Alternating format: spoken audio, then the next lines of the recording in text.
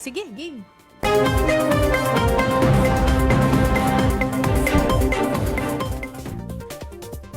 Ilang buwan ang matapos ipatigil ang operasyon, abandonado na raw ang kontrobersyal na Captain's Peak Resort sa Chocolate Hill sa Bohol. Kung matatandaan niyo po ito mga kapatid, na pag-usapan natin to.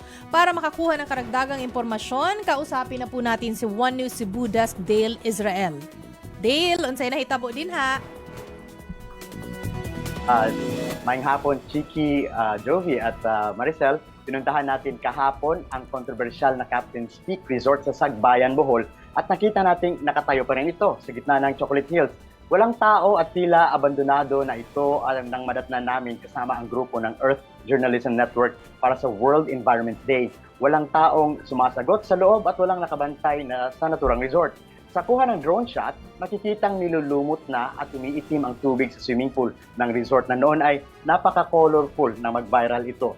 Sabado, sarado at nakapaskil pa rin ang closure order ng DNR at ng LGU. Kahit mga kalapit na bahay ay wala rin sumasagot at nagpa-unlock ng interview sa mga mamahayag na pumunta doon.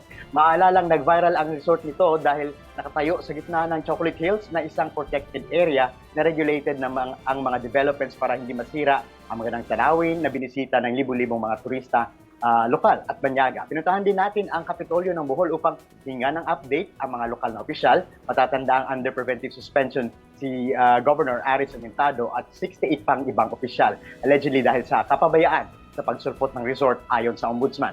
Ayon kay Joan Pinat, tourism officer ng Bohol, may mga hakbang na ginagawa ang lokal na pamahalaan para hindi na maulit ang kontrobersya. Isa na rito ang paglikha ng isang review committee alinsunod sa ordinansang Tourism Code of Bohol.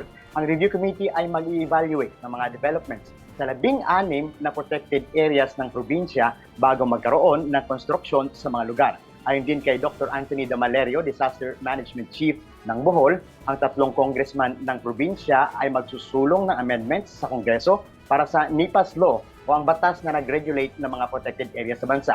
Nais nila na ang LGU may review powers sa mga developments ng protected areas at hindi lang solo ng DNR. Normal naman ang kalakaran sa Kapitolyo ng Bohol kahit nasuspendido ang kanilang governor. Nakita natin na patuloy ang mga transaksyon ng mga tao sa mga opisina sa Bohol Provincial Capital. At dahil World Environment Day ay naipaabot natin ang mga hinaing ng mga tao sa Pamilacan Island sa mga opisyal ng probinsya. Bibili na daw ang provincial government ng mga additional na mga sea assets o barko para habulin ang mga commercial fishers na sumisira sa maliliit na isla gaya ng Pamilacan Island. Bibili na raw din nila ng piyesa para sa patubig sa isla. Ibig sabihin ay ipapasaayos na nila ang desalination plant ng Pamilacan. Daang lokal at banyagang turista ang bumibisita sa Pamilacan Island para mag-snorkel o mag-diving dahil sa mga magagarang coral gardens at mayayamang lamang dagat nito gaya ng dolphins, manta rays at pawikan. Yan muna ang ating balitang dako karong adlaw. Balik sa inyo dyan sa studio. Daghan kayong salamat, One News Cebu Desk Dale Israel. Mga kapatid, break the